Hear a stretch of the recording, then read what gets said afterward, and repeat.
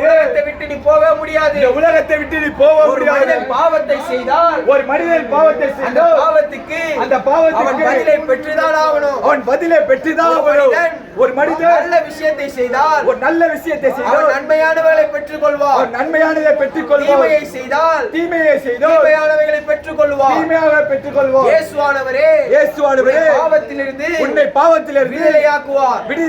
யாருப்பா இந்த இயேசு? கிறிஸ்தவர்களுக்கு மாத்திரம் தான் இயேசுவா? கிறிஸ்தவ மாத்திரம் தான் இயேசுவா?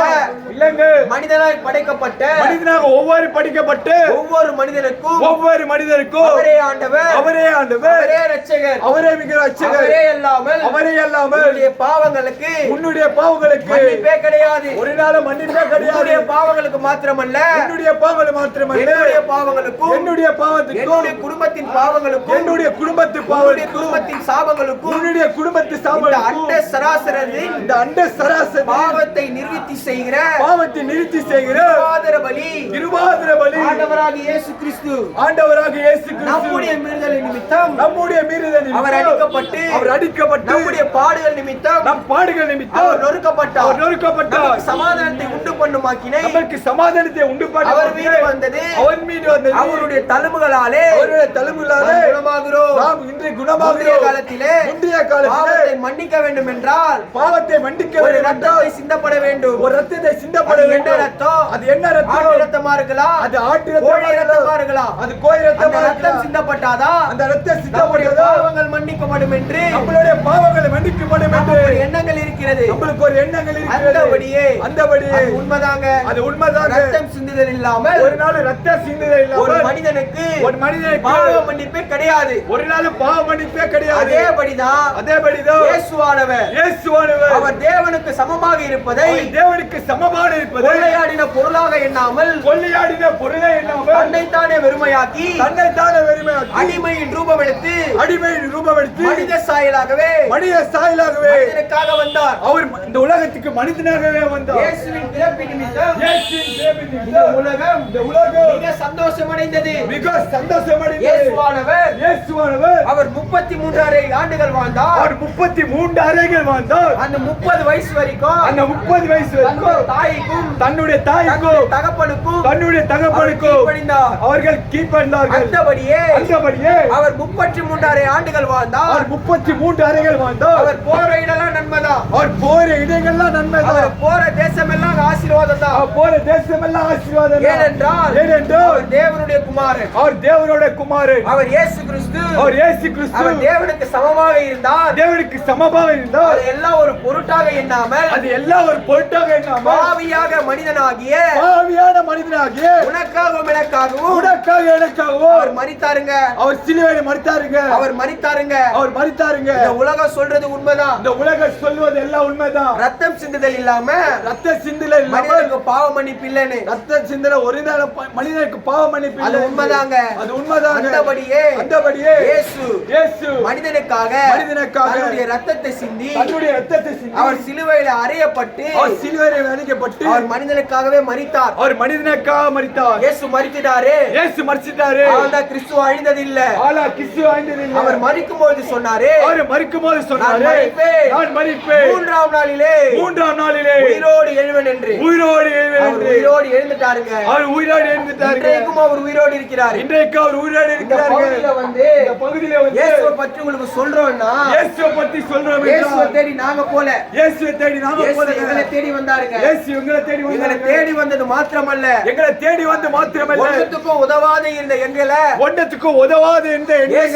கண்ணோக்கி பார்த்து பாவங்களை மன்னித்தார். முன்னாடி எங்களுடைய பாவத்தை மன்னித்தார். முன்னாடி எங்கள் அக்கிரமங்களை மன்னித்தார். எல்லா செய்த பாவங்களுக்கும் தழும்புகளாலே எங்களுக்கு மன்னிப்பு கொடுத்தார். அவர் தழும்புகளாலே எனக்கு மன்னிப்பு கொடுத்தார். ஆசீர்வதித்து எங்களை உங்களுக்கு முன்பாக இயேசுவோட வார்த்தையை சொல்லும்படி கடந்து வந்திருக்கிறோம். நாங்கள் இங்க கடந்து வந்திருக்கிறோம். என்னப்பா சாட்சி நீங்க கேட்டீங்கன்னா, இருக்கிறார் என்று என்ன சாட்சி நீங்க கேட்டீங்கன்னா, நாங்க தாங்க சாட்சி. உங்களுடைய பிறப்பு தான் சாட்சி. உலகத்தால் ஒதுக்கப்பட்டு ஒன்றுமே இல்லாமல் தனியாய் தவிக்கும் பொழுது ஆதரவாக இல்லாமல் யாரும் வந்து ஒரு ஆதரவாய் பேசாமல் சமுதாயத்தில் என்ன பண்றது என்று தெரியாமல் இருக்கும்போது ஆண்டவராகிய இயேசு அவர்களை தேடி வந்தாருங்க. தேடி வந்தது மாத்திரமல்ல, ஒரு அதிகாரத்தை கொடுத்தார், ஒரு அந்தஸ்தை கொடுத்தார். இன்றைக்கு நாங்க வாழ்கிறோம் என்றால் அது இயேசு கொடுத்த வாழ்க்கை. இன்றைக்கு உங்க வாழ்க்கை கூட பல கஷ்டத்தினால வாழலாம், வியாதியால வாழலாம், வறுமையினால வாழலாம். நெக்ஸ்ட் நான் என்ன பண்ண போறேன், நான் என்ன பண்ண போறேன்னு எனக்கே தெரியல. நீங்க நினைக்கலாம் என் வாழ்க்கை இதோட முடிஞ்சிருமா, வீட்டுல ஒரு கல்யாண காட்சி நடக்காதா, வீட்டுல ஒரு சந்தோஷமான காரியங்கள் நடக்காதா, என் மகனுக்கு வேலை கிடைக்காதா, என் வியாதி சொஸ்தமாகாதா, என் வறுமை நீங்காதா அப்படி நீங்க நினைச்சீங்கன்னா உங்களுக்கு ஒரே ஒரு பதில் தான், அவர்தான் இயேசுங்க. இயேசுவை பிடிச்சு கொள்ளுங்க. நாங்க எங்க வாழ்க்கையில இயேசுவை பிடிச்சு கொண்டோம்.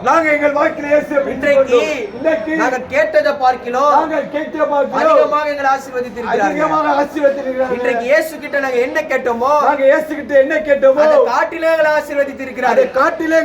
இந்த உலகத்துல ஒன்றுமே இல்லாம வந்தோம், ஆனா இயேசு எங்களுக்கு தேவையானதை கொடுத்திருக்கிறாங்க. இன்றைக்கு இதாங்க சாட்சி. உங்க வாழ்க்கையில என்ன தேவை என்று மனுஷன்கிட்ட கேட்காதீங்க. தேவையை சந்தித்தா கூட ஒரு காலத்துல சொல்லி காட்டுவான். ஆனால் ஆண்டவராகிய இயேசு கிறிஸ்து அவர் மனிதனுக்கு என்ன செய்கிறாரோ ஒரு நாளும் சொல்லாதவர். மனிதன் நினைப்பது ஒன்று, அதற்கு மேலாக அவர் செய்கிறார். வேதம் இப்படி சொல்லுகிறது, உன் வாழ்நாள் முழுவதும் நன்மையும் கிருபையும் உன்னை பின்தொடரும். நீ நன்மையை தேடி போகாத, ஆண்டவரை தேடு. அந்த நன்மை உன்னை தேடி வர செய்வார். எங்க வாழ்க்கையிலும் ஆண்டவரை தேடி போனோம், இயேசுவை தேடி போனோம். இயேசு எங்க தேவைகளை சந்தித்தார். நோய் நொடி இல்லாம, கடன் இல்லாம, பிரச்சனை இல்லாம, சாபம் இல்லாம உலகத்துல வாழ வச்சு கொண்டிருக்கிறார். மனிதன் இந்த உலகத்துக்கு வரும்போது ஒண்ணுமே கொண்டு வந்தது கிடையாது. போட்டிருக்கிற வஸ்திரத்தை கூட மனிதன் கொண்டு வந்தது கிடையாது. அவன் மரித்த பிறகும் அவன் காதில இருக்கிறது, அவன் கழுத்துல இருக்கிறது, அவன் பாக்கெட்ல இருக்கிறதெல்லாம் மனிதனை புதைப்பாங்க, எரிப்பாங்க. மனிதன் ஒண்ணுமே கொண்டு வந்தது இல்ல. மனிதன் உலகத்துக்கு ஒண்ணும் கொண்டு போவது கிடையாது. நிரந்தரமானவர் ஒரே ஒருவர் தான், அவரே ஆண்டவராகிய இயேசு கிறிஸ்து. இந்த வார்த்தையை நிறைய பேர் கேட்டுக்கொண்டிருப்பீங்க. உங்க வாழ்க்கையில பதில் வேண்டும் என்றால் ஆண்டவராகிய இயேசு கிறிஸ்து. ஏதோ தெருவுல வந்து கத்துறாங்க, காதுல வாங்கி இந்த காதுல விட்டுல நினைக்காதீங்க. வருகிற காலத்துல இயேசுவை பத்தி உங்களுக்கு சொல்ல கூட ஆள் இருக்க மாட்டாங்க. வேதாகம கூட கையில இருக்காது. அப்படியாப்பட்ட காலங்கள்லாம் வரப்போகுது. இப்ப நடக்கிறதெல்லாம் சும்மா சாம்பிள் தான். இன்னும் வரப்போற வருஷங்கள்ல இந்த உலகம் நம்மளுக்கு என்ன தரப்போகுது என்பது மனிதனாளுக்கு தெரியாது. ஆனால் அது தரப்போறது எல்லாமே மனிதன் எப்போது இயேசுவை பிடித்துக் கொள்கிறானோ வாழ்க்கையில ஜெயிச்சிருவாங்க. வாழ்க்கையில மாத்திரம் இல்ல, பரலோக ராஜ்யத்துக்கும் பங்குள்ளவனா இருக்கிறான். மனிதன் நோக்கி என்ன தெரியுமா சொன்னாரு? ஜீவனை உனக்கு தருவேன். நித்திய ஜீவனை தருவேன். நித்திய ஜீவன் அழியாத ஒரு வாழ்க்கை. அந்த வாழ்க்கை உனக்கு வேணும்னா இயேசுவை பிடிச்சுக் கொள்ளு. வருகிற காலங்கள் பொல்லாத காலங்கள். அன்பு தனித்து போகும், ஒரு நாள் அன்பு தளிந்து போகும். பஞ்சங்கள் உண்டாகும், கொள்ளைகள் உண்டாகும், விரோதங்கள் உண்டாகும், பகைகள் உண்டாகும், எல்லாமே உண்டாகும். உனக்கு எல்லாமே உண்டாகும். ஆனா இயேசுவே மாறாதவர். அவர் வரப்போகிறார். அவர் சீக்கிரத்தில் வரப்போகிறார். உங்களுக்கு ஜெபம் வேண்டும் என்றால், உங்களுக்கு ஜெபம் வேண்டும் என்றால், உங்களுக்கு ஜெபிக்க நாங்க இருக்கிறோங்க. உங்களுக்கு ஜெபிக்க நாங்க உங்க கஷ்டங்களை சொல்லி, உங்க வறுமைகளை சொல்லி, தேவைகளை சொல்லி, நீங்கள் ஆண்டவர் அண்டையிலே நீங்கள் ஜெபித்துக் கொள்ளலாம். ஜெபம் என்பது இலவசம் தான். இலவசமா பெற்றோம். உங்களுக்கு இலவசமா கொடுக்கிறோங்க. ஆண்டவராக இயேசு உங்களை நேசிக்கிறார். ஆண்டவராக இயேசு உங்களை ஆசீர்வதிப்பார். ஆமென்.